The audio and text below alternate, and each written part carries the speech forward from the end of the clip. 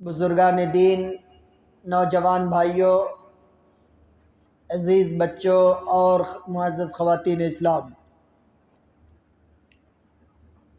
سورہ آل عمران کی ایک انتہائی مشہور و معروف آیت مبارکہ میں نے تلاوت کی ہے۔ اللہ تبارک و تعالی اس آیت کریمہ کے اندر بندوں کو اس بات پر ابھار رہا ہے کہ جو لوگ اللہ کے راستے میں خرچ کرتے ہیں، اللہ کے راستے میں دان اور خیرات کرتے ہیں، صدقہ کرتے ہیں، وہ لوگ چاہے جتنا خرچ کر لیں، جتنا صدقہ اور خیرات کر لیں، بھلائی کو اس وقت تک نہیں پہنچ سکتے جب تک کہ وہ اپنے مال میں سے جو سب سے پیارا مال، سب سے محبوب مال جو ان کی نظر میں ہے، اس مال کو اللہ کے راستے میں خرچ نہ کر دے۔ یعنی ہمارے پاس کچھ مال ہے، عام طور سے آپ دیکھتے ہوں گے کہ جب غریبوں کو دینے کی بات آتی ہے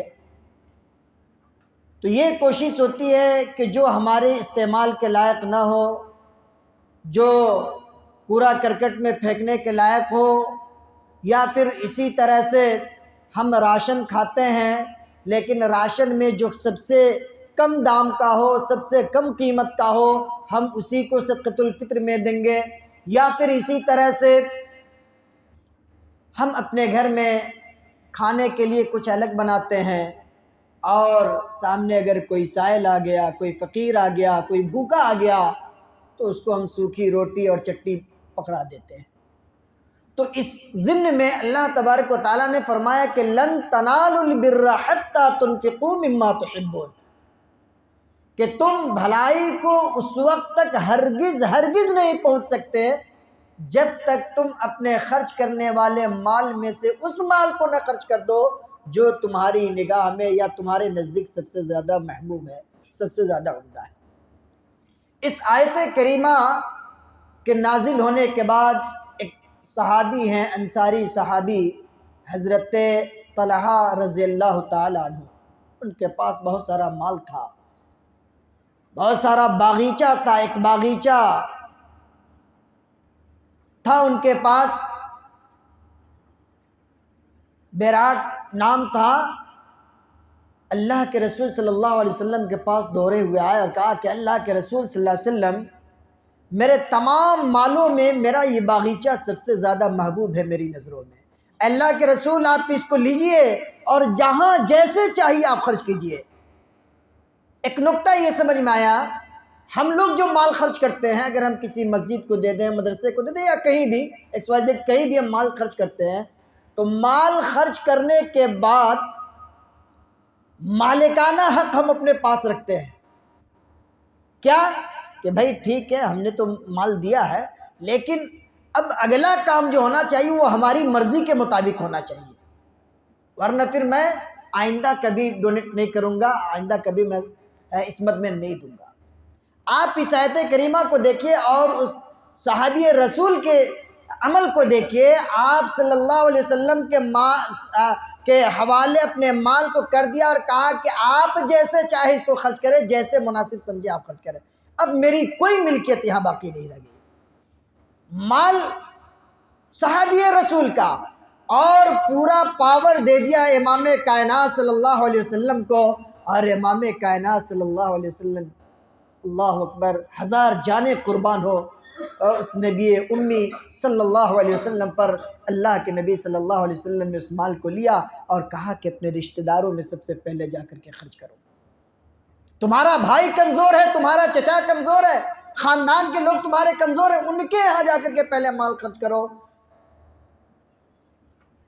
چنانچہ حضرت طلحہ انصاری رضی اللہ تعالیٰ عنہ اپنے اس مال کو اپنے چچیرے بھائیوں کے درمیان جا کر کے تقسیم کر دیا۔ تو مال خرچ کرنے کا یہ طریقہ ہونا چاہیے، اور مال جب ہم اللہ کے راستے میں خرچ کریں تو مکمل اخلاص کے ساتھ اور نیک نیتی کے ساتھ، اور اللہ کے راہ میں جب دینے کی بات آئے تو سب سے عمدہ قسم کے مال کو اللہ کے راستے میں ہم خرچ کرنے کی کوشش کریں۔ یہ آیت مبارکہ ہمیں اس بات کی تعلیم دے رہی ہے۔ آگے اللہ تبارک و تعالیٰ نے فرمایا یا ایھا الذین آمنوا اتقوا اللہ حق تقاتہ ولا تموتن الا وانتم مسلمون، اے ایمان والو اللہ سے ڈرو، اتقوا اللہ حق تقاتہ، اللہ سے ایسے ڈرو جیسے اس سے ڈرنے کا حق ہے۔ بعض معاملات میں ہم اللہ کی اتباع کر لیں، اللہ کی بات مان لیں، اور بعض معاملات میں ہم چھوڑ دیں اللہ کے حکم کو، تو یہ اللہ سے ڈرنے کا حق ادا نہیں ہوا۔ اتقوا اللہ حق تقاتہ، اللہ سے ایسے ڈرو جیسے اس سے ڈرنے کا حق ہے، ولا تموتن الا وانتم مسلمون، اور اس بات کا بھی خیال رکھنا کہ جب تمہاری موت ہو تو اسلام کی حالت پہ ہو، کوئی ایسا کفریہ عمل تم سے سرزد نہ ہو جائے کہ اللہ کی ناراضگی کا سبب بن جائے اور اللہ کے عذاب اور اس کے جہنم کے تم مستحق بن جاؤ۔ اس لیے ایک ایمان والے کے ایمان کا تقاضا یہ ہے، اور یہ آیت مبارکہ ہمیں یہ تعلیم دے رہی ہے کہ ہم چلتے پھرتے اٹھتے بیٹھتے جہاں جیسے بھی رہیں مسلمان بن کر کے رہیں۔ سب سے پہلی ہماری کوشش کیا ہونی چاہیے کہ ہم حالت اسلام میں رہیں، مسلمان بن کر کے رہیں۔ آگے اللہ نے فرمایا وَاعْتَصِمُوا بِحَبْلِ اللَّهِ جَمِيعًا وَلَا تَفَرَّقُوا، لوگوں تم سب مل کر اللہ کی رسی کو مضبوطی سے پکڑ لو۔ حبل اللہ، اللہ نے کہا کہ حبل اللہ، سب مل کر اللہ کی رسی کو مضبوطی سے پکڑ لو۔ رسی کی جگہ پر اللہ تبارک و تعالیٰ کسی ڈنڈا کا بھی ذکر کر سکتا تھا، لاٹھی کا بھی ذکر کر سکتا تھا کہ اس کو پکڑے رہیے سب مل کر کے مضبوطی کے ساتھ، تاکہ کوئی کہیں ہیلے نہیں۔ لیکن اللہ نے کہا حبل اللہ، رسی کو اللہ، اور حبل اللہ سے مراد کیا ہے؟ اللہ کا دین، اللہ کی کتاب، اللہ کی شریعت۔ اور رسی کا تذکرہ اس لیے کیا کہ لاٹھی ڈنڈا اور رسی کے مقابلے میں رسی کو اس بات کی قدرت حاصل ہے کہ وہ کئی چیزوں کو آپس میں ایک ساتھ کر کر کے اکٹھا اس کو باندھ سکتی ہے۔ یہی نقطہ بیان کیا مفسرین نے کہ وَاعْتَصِمُوا بِحَبْلِ اللَّهِ، اللہ کی رسی کو مضبوطی سے پکڑ لو، یعنی دین اسلام اور دین اسلام کے جو بھی احکام ہیں ان تمام احکام سے تم لپٹ جاؤ، چمٹ جاؤ۔ آگے اللہ نے کہا یوم تبیض وجوہ، یوم تبیض وجوہ، کچھ لوگ ایسے بھی آئیں گے قیامت کے دن جن کا چہرہ چمک رہا ہوگا، چہرے ان کے روشن ہوں گے، ان کا چہرہ پر رونق ہوگا، باروب ہوگا۔ اور وہ کون ہوں گے؟ وہ لوگ ہوں گے جو اللہ کی شریعت پر چلنے والے ہوں گے، وہ لوگ ہوں گے جنہوں نے نبی کونین صلی اللہ علیہ وسلم کی اتباع کی ہوگی، وہ لوگ ہوں گے جن کا اوڑھنا اور بچھونا قرآن ہوگا، سنت رسول اللہ صلی اللہ علیہ وسلم ہوگا۔ اور ان کے علاوہ بھی ایک گروہ آئے گا فَأَمَّا الَّذِينَ اسْوَدَّتْ وُجُوهُهُمْ،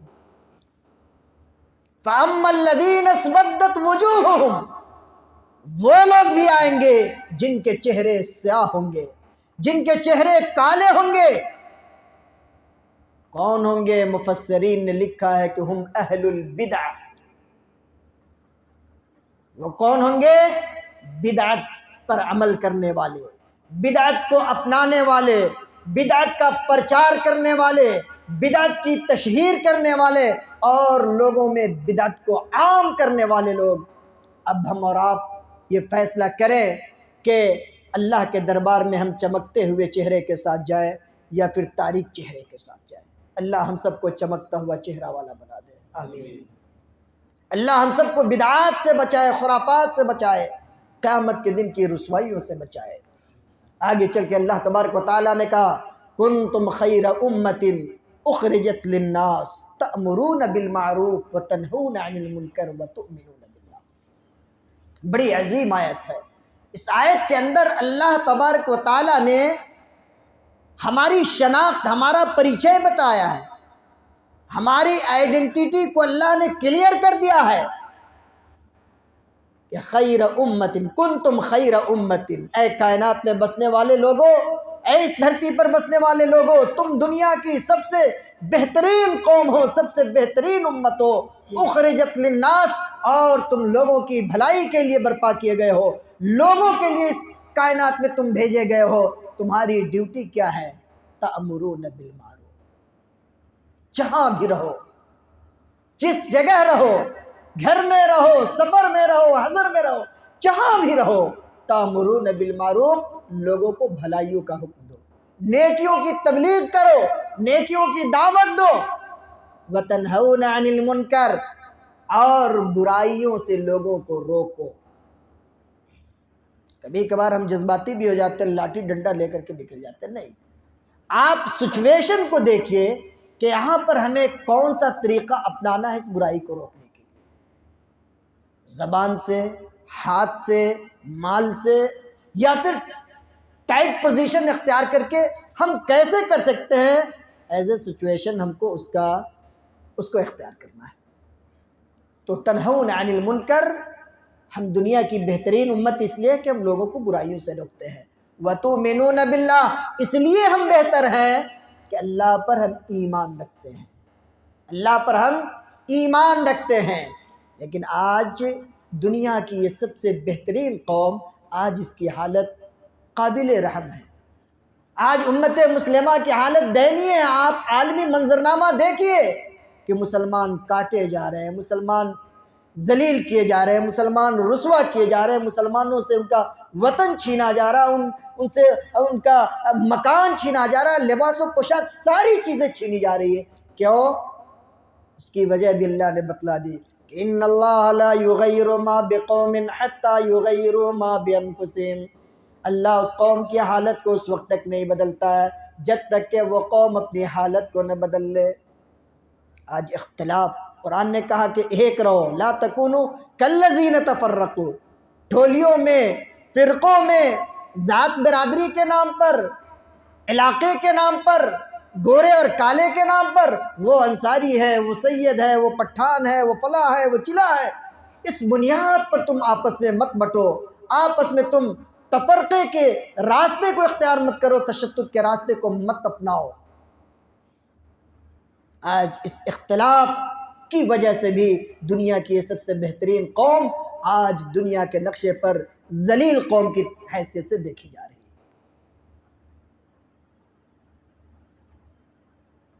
اور آگے چل کر کے اللہ تبارک و تعالیٰ نے کہا کہ کل نفس ذائقۃ الموت، ہر انسان کو موت کا جام پینا ہے، چاہے وہ جتنا ہینڈسم ہو، جتنا مضبوط ہو، جتنا توانا ہو، امیر ہو، غریب ہو، بڑا ہو، چھوٹا ہو، کوئی بھی ہو، اور پوری دنیا اس بات پر متفق ہے کہ انسان کو ایک دن نہ ایک دن مرنا ہے۔ لیکن بہت سارے لوگوں کا عقیدہ یہ ہے کہ مرنے کے بعد ہم مٹی میں سڑ گل جائیں گے، ہماری کہانی ختم ہو جائے گی، مرنے کے بعد ہم جلا دیے جائیں گے، ہماری کہانی ختم، ہم دریا کے حوالے کر دیے جائیں گے، ہماری کہانی ختم۔ نہیں، اللہ نے کہا فَمَن زُحْزِحَ عَنِ النَّارِ وَأُدْخِلَ الْجَنَّةَ فَقَدْ فَازَ، تمام لوگوں کو موت آئے گی، تمام لوگوں کو موت کا مزہ چکھنا ہے، لیکن ان میں عقل مند وہ آدمی ہے جو اپنے آپ کو جہنم سے بچا لے، وَأُدْخِلَ الْجَنَّةَ، اور اپنے اعمال کی بنیاد پر وہ جنت میں داخل ہو جائے، فقد فاز، وہی کامیاب ہے۔ وَمَا الْحَيَاةُ الدُّنْيَا إِلَّا مَتَاعُ الْغُرُورِ، اور یہ دنیا دھوکے کی جگہ ہے، دنیا کی یہ دنیا کی چکا چوند اور یہ دنیا کی چمک دمک انسان کو خطرے میں رکھے ہوئی ہے۔ اللہ کے نبی صلی اللہ علیہ وسلم نے کہا یوشک ان تداعی علیکم الامم، ایک زمانہ ایسا آئے گا کہ تمہارے اوپر دوسری قومیں ٹوٹ پڑیں گی، کما تداعی علی الاکلۃ بقصعتها، جس طرح بھوکے لوگ دسترخوان پر ٹوٹ پڑتے ہیں۔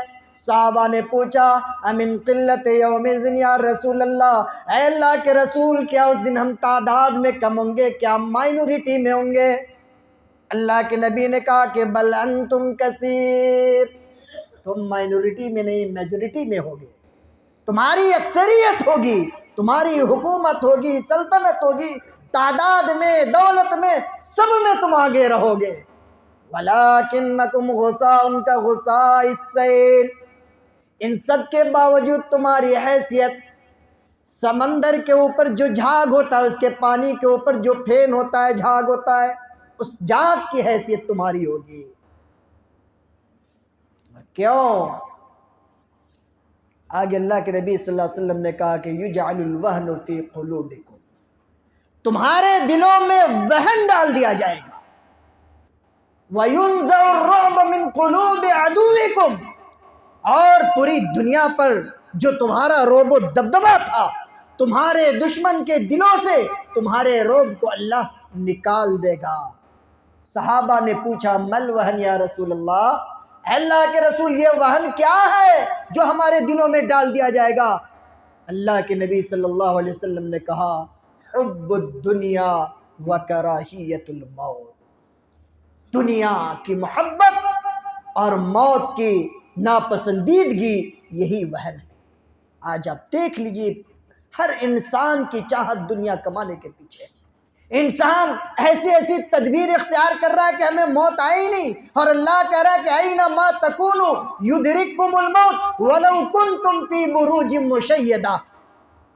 تم چاہے جو بھی تدبیر اختیار کر لو، اپنے آپ کو تم مضبوط لوہے کے قلعے میں یا شیشوں کے قلعوں میں بند کر لو، موت جب وقت تمہارا پورا ہوگا، موت وہاں بھی تمہیں آ دبوچے گی۔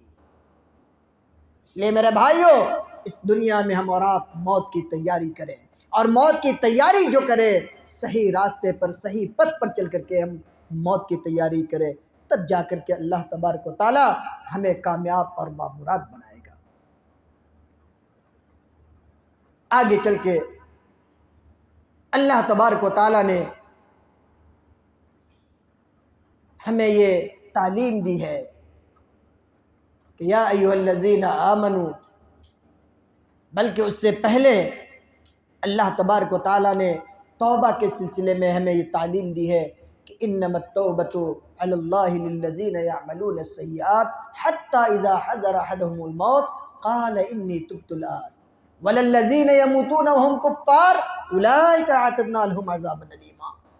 ہمیشہ انسان کو اللہ سے توبہ کرنا چاہیے۔ گناہ ہونا یہ فطری چیز ہے، گناہ ہونا یہ نیچر ہے انسان کا، لیکن گناہوں میں، گناہ کرنے والوں میں بھی، گنہگاروں میں بھی بہترین گنہگار کون ہے اللہ کے دربار میں؟ اللہ کے نبی صلی اللہ علیہ وسلم نے کہا کل بنی آدم خطاؤون وخیر خطائین التوابون، کہ اے لوگوں، یہ آدم کی جو اولاد ہے یہ سارے کے سارے گنہگار ہے، اور بہترین گنہگار کون ہے کہ جب وہ گناہ کر لے تو اس کے اندر یہ احساس پیدا ہو کہ یہ ہم نے گناہ کیا ہے، یہ ہم نے غلط کام کیا ہے، اور اس کے بعد ندامت کا آنسو اپنی آنکھوں سے بہاتا ہو، اور پھر اس کے نہ کرنے کا عزم کرتا ہو، اور اللہ سے جا کر اپنے گناہوں کی معافی مانگتا ہو۔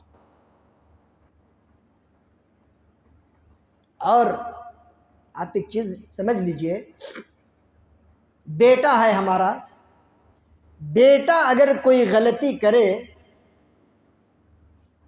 ہم اس کو ڈانٹ دیتے ہیں، مار دیتے ہیں، اس کو سزا دے دیتے ہیں۔ ٹیچر ہے، اسٹوڈنٹ غلطی کیا اس کو مارتے ہیں، پیٹتے ہیں۔ لیکن اللہ وہ ہے کہ اللہ اپنے غلطی کرنے والے بندے کو معاف بھی کرتا ہے، توابن، اس کے توبہ کو بھی قبول کرتا ہے، اور اس کے بعد کا رحیمہ، اللہ تبارک و تعالیٰ اپنے اس غلطی کرنے والے بندے کو معاف کرنے کے بعد اس کے اوپر رحم بھی کرتا ہے۔ اللہ اکبر، کتنی عظیم چیز ہے اللہ کی طرف سے۔ اس لیے ہم سے غلطی ہو جائے، ہم گناہوں سے توبہ مانگیں، اللہ رب العالمین سے اپنے گناہوں کی معافی مانگیں، توبہ کرے اللہ کے دربار میں۔ اور شیطان آپ کو یہ بھی کہہ کر کے ہمیشہ آپ کو شک و شبہ میں مبتلا کرے گا کہ تم تو بہت گناہ گار ہو، بہت گناہ تم نے کر لیا، تم نے ایسا ایسا گناہ کر لیا، بتاؤ اس پہ جہنم ملے گا، یہ وہ، اب تو تمہاری بخشش نہیں ہے۔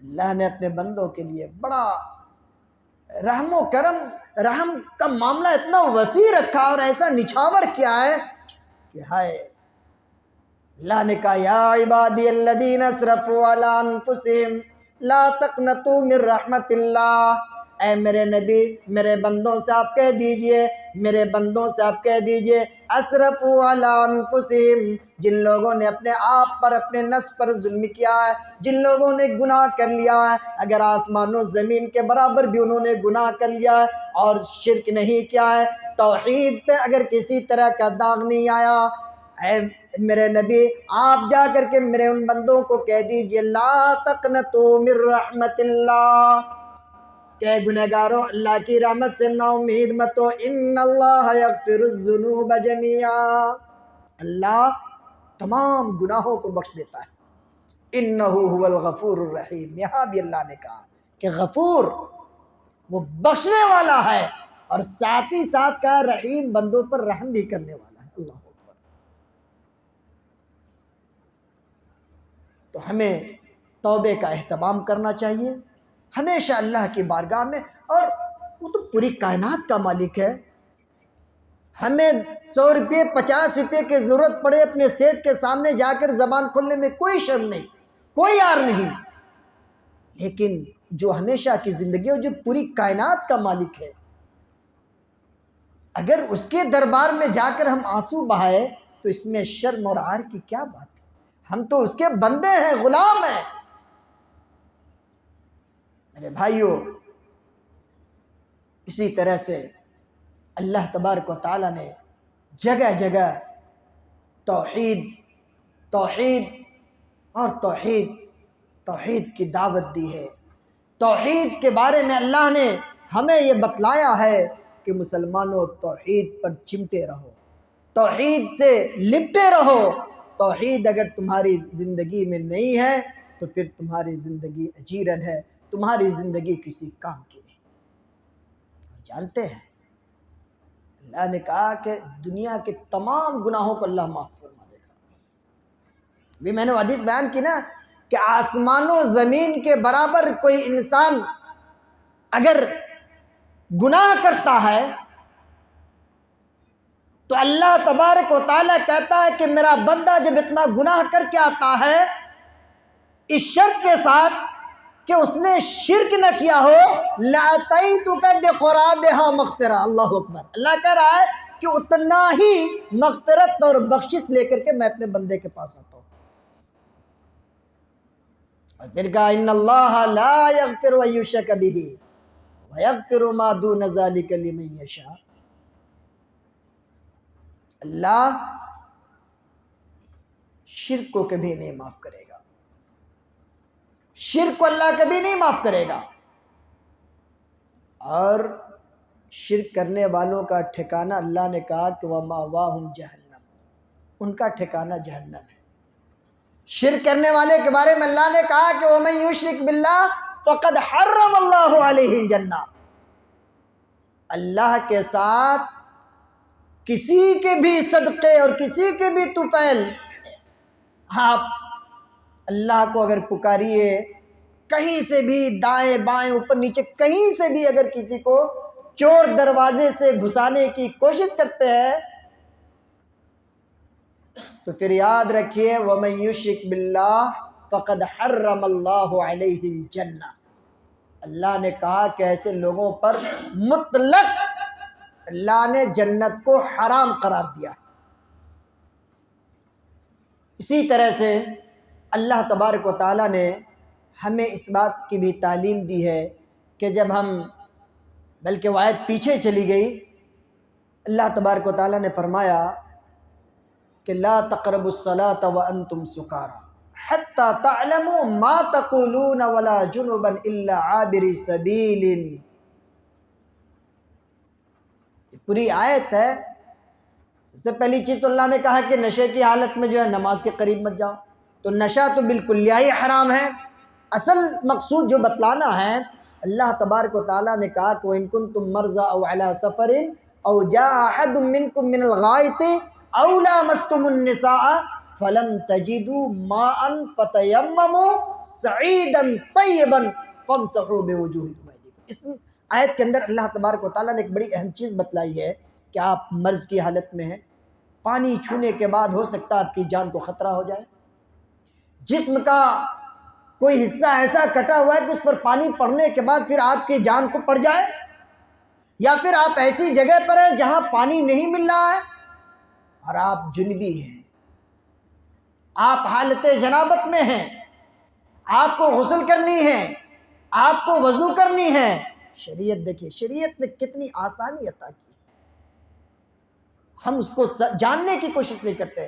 شریعت نے کہا کہ فَامْسَحُوا بِوُجُوهِكُمْ صَعِيدًا طَيِّبًا، پاک جگہ پر جاؤ، پاک مٹی پر جا کر کے وہاں پر ہاتھ مارو، ہاتھ مارنے کے بعد اس کو ہتھیلی کو ایک بار پھونک دو، اور پھونکنے کے بعد پہلے دائیں ہتھیلی کو پھر بائیں ہتھیلی کو، ہو گیا، ایک بار چہرہ پر پھیر لیا، ہو گیا تیمم۔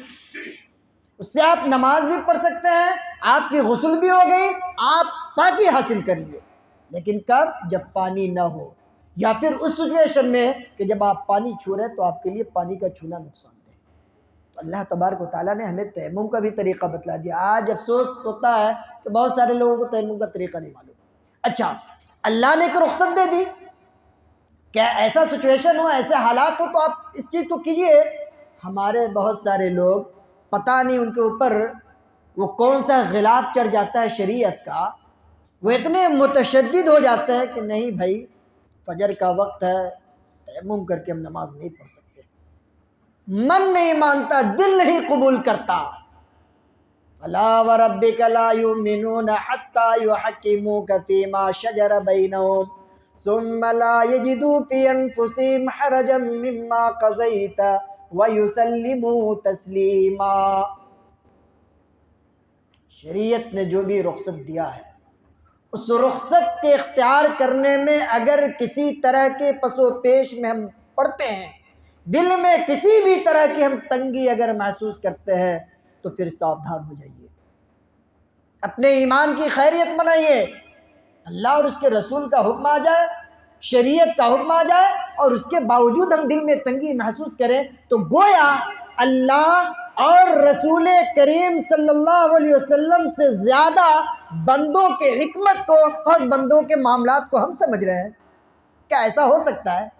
نہیں، اللہ ہماری نیچر کو اللہ بہتر سمجھتا ہے، اور اللہ کے رسول صلی اللہ علیہ وسلم نے ان حکام کو نافذ کیا جس کا حکم اللہ تبارک و تعالیٰ نے براہ راست یعنی بذریعہ وحی امین اللہ کے نبی صلی اللہ علیہ وسلم کو دیا۔ اللہ کے نبی صلی اللہ علیہ وسلم کیا کریں؟ وَمَا يَنطِقُ عَنِ الْهَوَىٰ إِنْ هُوَ إِلَّا وَحْيٌ يُوحَىٰ۔ اللہ کے نبی خود اپنے من سے کوئی بات تھوڑے کہا کرتے تھے، ان کو وحی ہوتی تھی، اللہ کا حکم ہوتا تھا کہ ایسا کرنا ہے ویسا کرنا ہے، تب جا کر کے اللہ کے نبی صلی اللہ علیہ وسلم اللہ کا پیغام ان کے بندوں تک پہنچایا کرتے تھے۔ دعا ہے رب کریم سے کہ اللہ تبارک و تعالی ہم تمام مسلمانوں کو نیکیوں کی توفیق عنایت فرمائے۔ اللہ رب العالمین کل قیامت کے دن کی رسوائیوں سے ہم سب کو بچائے۔ اللہ رب العالمین جب تک ہمیں زندہ رکھے توحید پر قائم و دائم رکھے، اور توحید جو دنیا کی سب سے بڑی پونجی ہے اس پونجی سے اللہ ہمیں محروم نہ کرے۔ اللہ شرک کی غلاظتوں سے ہم سب کی حفاظت فرمائے، اور کل قیامت کے دن اللہ رب العالمین ہمیں روشن اور چمکنے والے چہروں میں شامل فرما دے۔ آمین۔ وآخر دعوانا ان الحمد للہ رب العالمین، وصلی اللہ وسلم علی نبینا محمد وعلی آلہ وصحبہ اجمعین۔